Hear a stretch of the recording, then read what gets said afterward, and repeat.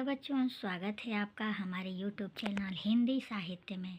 बच्चों, आइए आज हम देखते हैं सूरदास के पद। तो बच्चों, आइए देखते हैं सूरदास के कौन से पद यहाँ हैं। तो देखिए बच्चों, देखा जाए कि सूरदास ने इसमें क्या कहा है। तो सूरदास का पद है, ऊधो मन न भये 10-20।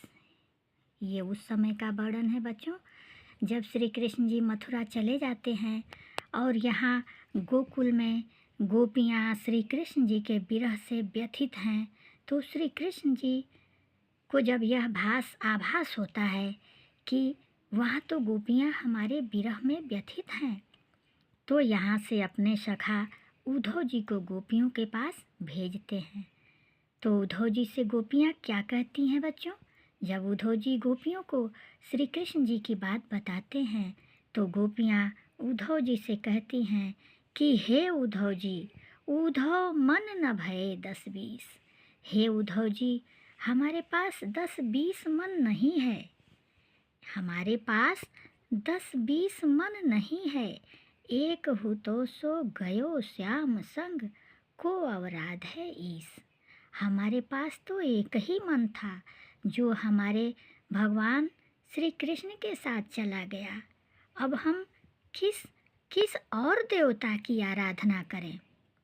हमारे पास, हे उद्धव जी, हमारे पास 10-20 मन नहीं है, हमारे पास तो एक ही मन था जो हमारे भगवान श्री कृष्ण के साथ चला गया। अब हम भला किस और देव की आराधना करें? अगली लाइन है, इंद्री शिथिल भई केशव बिन ज्यों देहि बिनु शीस। आगे गोपियाँ कहती हैं कि हे उद्धव जी, हमारी इंद्रियां भी अब असहाय हो गई हैं। उस केशव के बिना, उस भगवान श्री कृष्ण के बिना हमारी इंद्रियां उसी तरह, हमारा शरीर उसी तरह शिथिल हो गया है जिस तरह बिना देह के, बिना शरीर के सिर होता है। हमारी इंद्रियां उसी तरह शिथिल हो गई हैं जैसे देह के बिना शीश होता है। आगे है, आशा लागी रहती तन श्वासा जीवहि कोटि बरिस। हमारी तो अब आशा में ही हमारा जीवन व्यतीत होगा। अब हमारा यह शरीर आशा में ही करोड़ों वर्षों तक जीवित रहेगा कि हमारे भगवान श्री कृष्ण कभी तो आएंगे।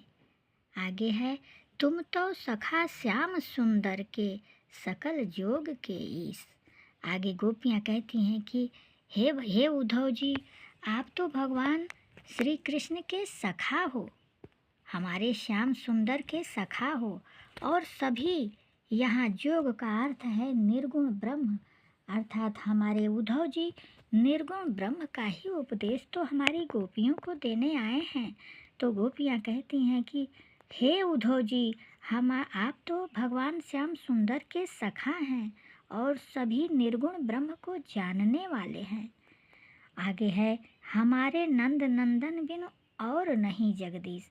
हमारे तो नंद के नंदन भगवान श्री कृष्ण ही सब कुछ हैं और हम किसी ईश्वर को नहीं जानते हैं और हमारा कोई जगदीश नहीं है।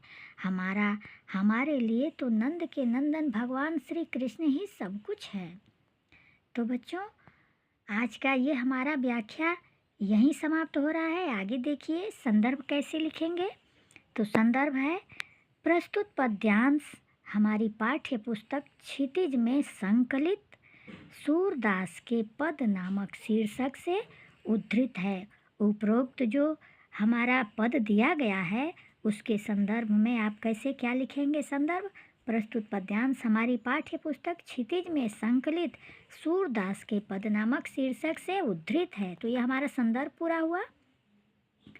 तो आगे हम फिर प्रसंग में आपसे बताएंगे कि क्या होता है प्रसंग में, कैसे प्रसंग आप लिखेंगे। तो आगे प्रसंग है, हिंदी साहित्य आकाश में सूर्य के समान प्रकाशित होने वाले भक्त प्रवर सूरदास जी ने प्रस्तुत पद में श्री कृष्ण के विरह से व्यथित गोपियों की दशा और उद्धव जी द्वारा दिए गए उपदेशों का वर्णन किया है। हाँ तो बच्चों, संदर्भ और प्रसंग उपरोक्त जो हमारा पद दिया गया है उसकी व्याख्या भी हमने कर दी है, और उसके बाद आप संदर्भ प्रथम शक से ऊपर लिखा जाएगा बच्चों, उसके बाद व्याख्या की जाएगी। तो बच्चों आज का वीडियो हम यहीं समाप्त कर रहे हैं। अगले वीडियो में हम फिर से अच्छे से व्याख्या करेंगे इस पद की। तब तक के लिए धन्यवाद।